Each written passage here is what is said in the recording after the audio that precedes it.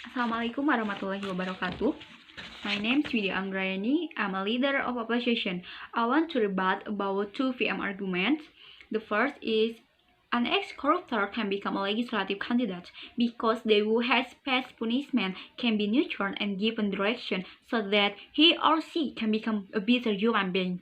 In accordance with him, I disagree with that argument because those are difficult to quit. Moreover, practicing honesty, of course, it must be started early on, and it indicates that ex-corruptors do not deserve to become legislative candidates.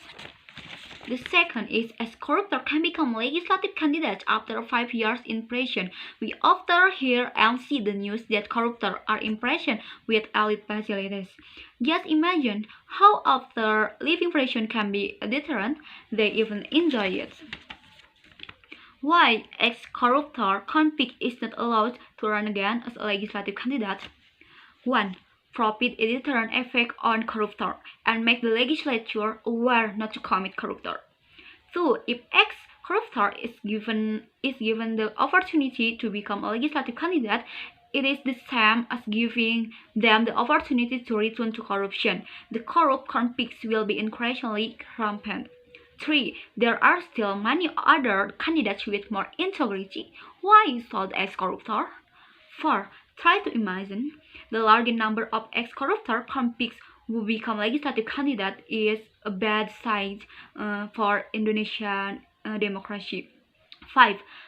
Preventive action is very important to limit the space for the corruptor. There is a saying, better not prevent than cure.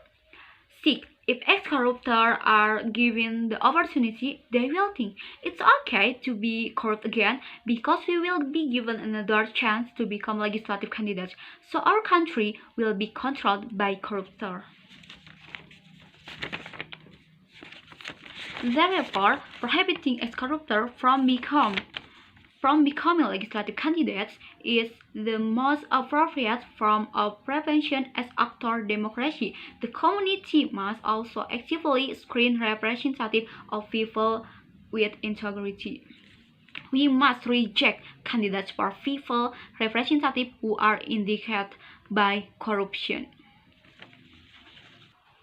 Secretary General of the THBT of the Indonesian Solidarity Party PSI Palembang, Rizky Najarsi, said that the General Election Commission Regulation VKPU number 20 of 2018 is appropriate to prevent ex-corruptors from participating as legislative candidates in the April 17, 2019.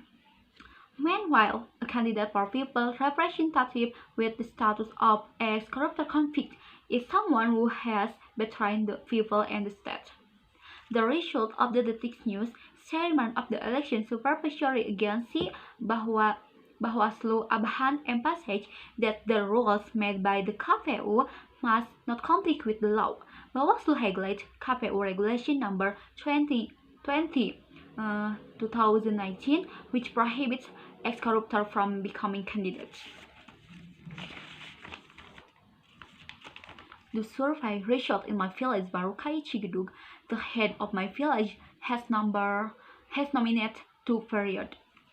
Period 1, there is a lot of evidence that he is corrupt, but the law in Indonesia is not clear that the law can be broken, and he ran again to be head of the village. And the people didn't care because at the time of the election they were bribed with money to vote for him. After being re-elected as village head, he did not carry out his duties as village head. The funds that should have been given the community. Instead, he used to marry young women so that he had 2 wives, old wife and young wife.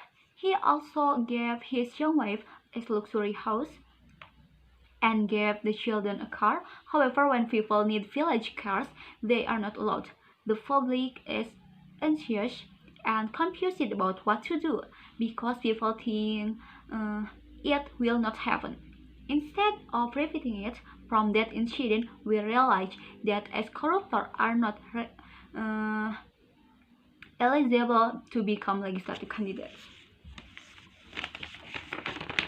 KPU Commissioner Ilham Saputra. Ilham said the KPU prohibits ex-corruptors from becoming candidates as part of the KPU effort to run a government that is anti-KKN, corruption, collusion, and nepotism. Okay, thank you. Assalamualaikum warahmatullahi wabarakatuh.